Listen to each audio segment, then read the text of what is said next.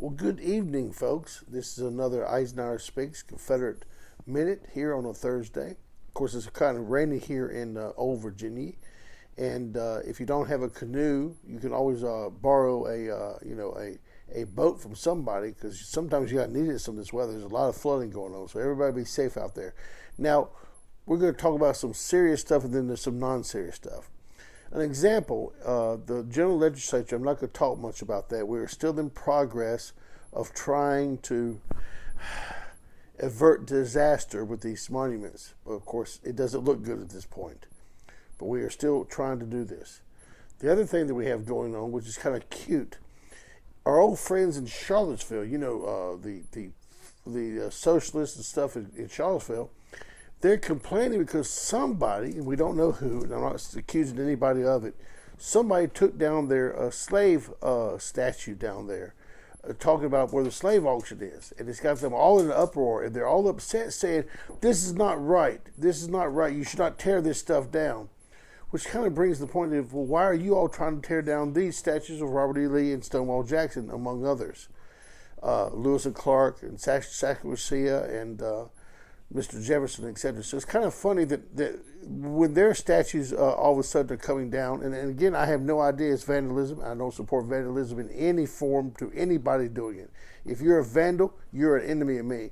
So don't think that you can attack their monuments and get away with me, because I don't condone any vandalism of any public monument. I don't care how hideous it is.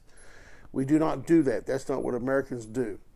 However, in this situation, it's kind of funny that now that the shoes on the other foot, they're complaining about, well, this is against the law, and this has to be done, and all this kind of stuff. It's like, really? Now you're all concerned because, again, your cow is getting skewed. It's kind of funny. Just bring that to attention. You'll see some of that on Facebook.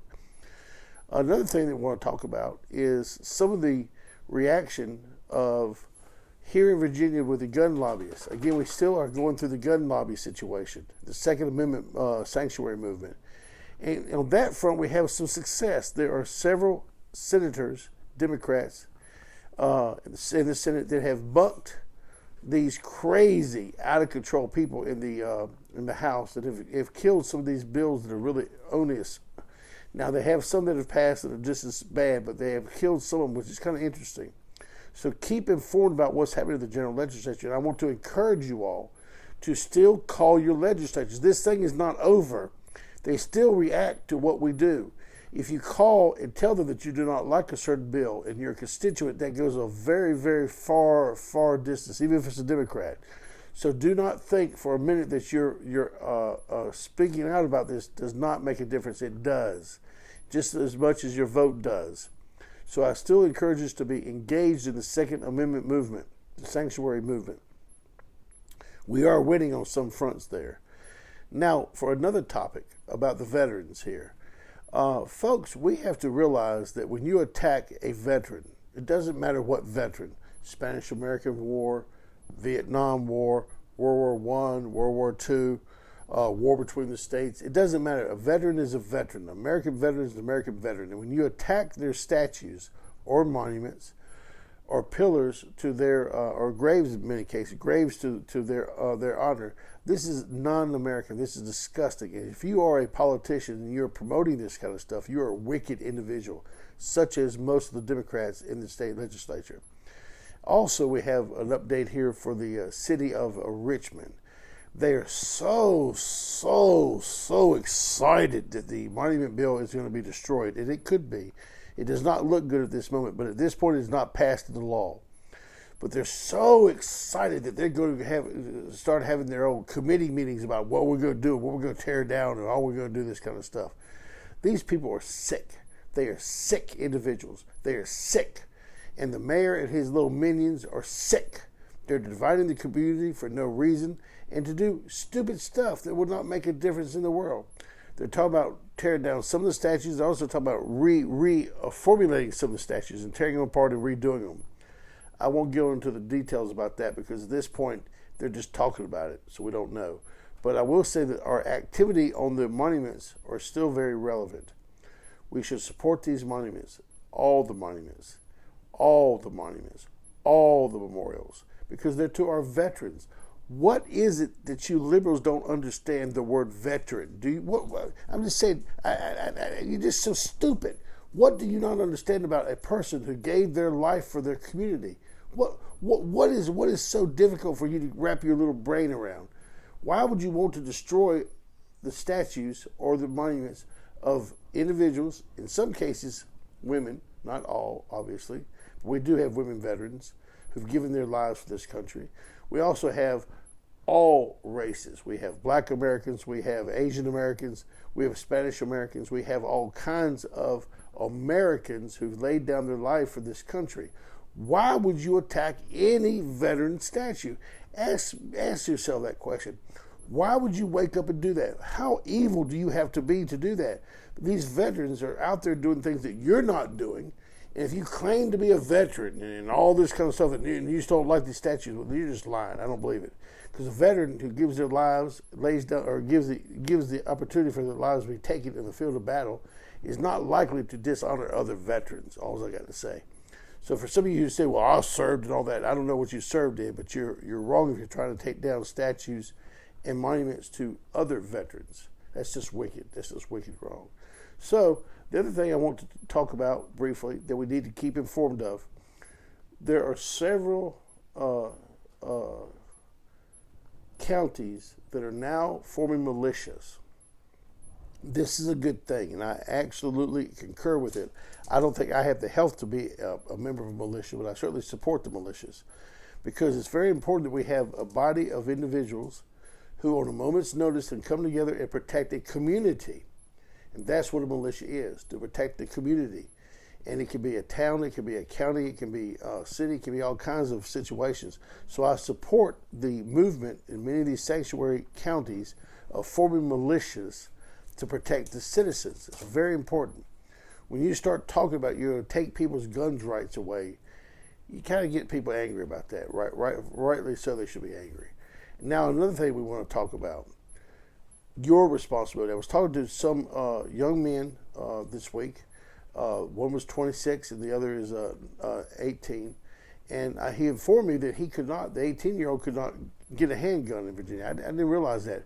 He could actually procure one if, let's say, a family member bought it and gave it to him, but he cannot actually go out and buy it yet. I didn't realize the law was that crazy, but you had to be 21 to buy a handgun or a gun in Virginia. My bad. The other gentleman, who's 26, he's never really thought about it. And it's like, well, yeah, I can understand why I need one, but he said, here's the point. To the young people, and I told both these men, you are the next generation. You must protect your citizens. You must protect your community. You cannot allow yourself to be trampled to death by any kind of thugs, whether they be for the government or whether they be with the next gang that's next door. You have to protect your community. You also have to protect your women.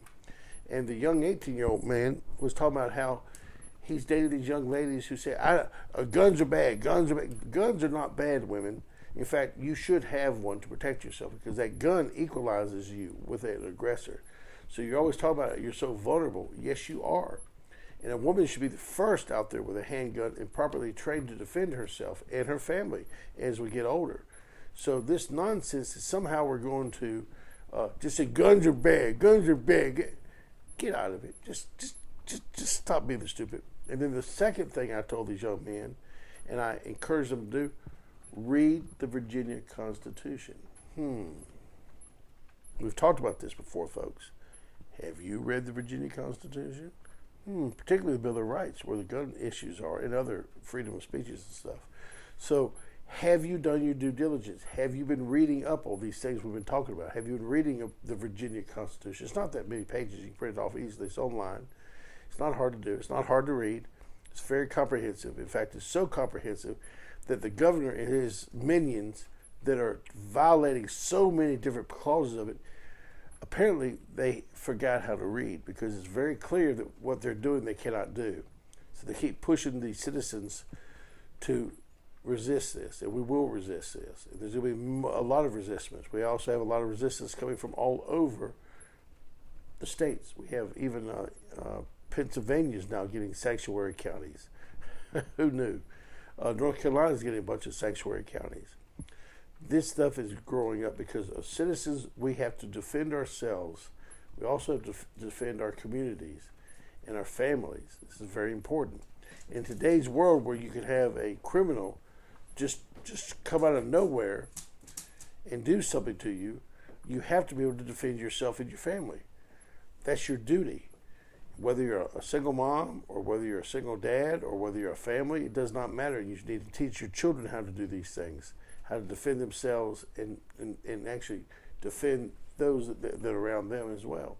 So, folks, this is a serious situation, and unfortunately, I'm getting a sense that some of you are back to the couch and back to the woods hunting and stuff, and not still engaged with your legislators. Here's the deal: they're counting on you not continuously bugging them, because they assume that if you quit calling, that you don't care anymore. So then they can keep doing the wicked stuff that they're doing.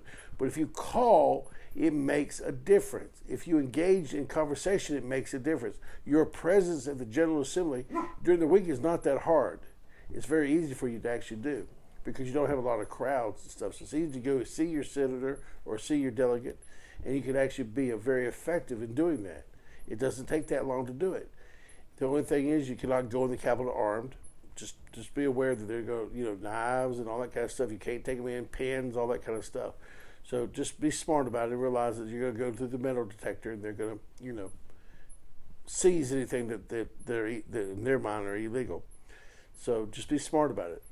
Other than that, we're going to wrap it up, and I wish y'all a good holiday coming up. I don't know what holiday it is. I think they call it Valentine's. I think that's the holiday coming up. Anyway, that's all for tonight. Bye-bye.